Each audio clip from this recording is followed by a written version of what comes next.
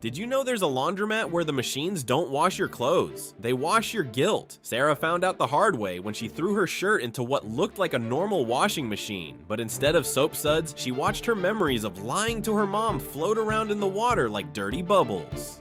The delicate cycle was for small lies, but the heavy-duty setting, that's where the real sinners went. Around her, other customers awkwardly avoided eye contact as their deepest secrets played out through the glass doors like twisted television shows. The cheerful attendant handed Sarah a price list for premium guilt removal packages. Apparently, some customers had been coming here for decades, their souls so clean they practically glowed. When Sarah's cycle finished, she received a certificate that read morally clean and a loyalty card promising 10% off her next spiritual cleansing. She looked at her reflection in the machine's door and realized she couldn't remember what she'd done wrong in the first place.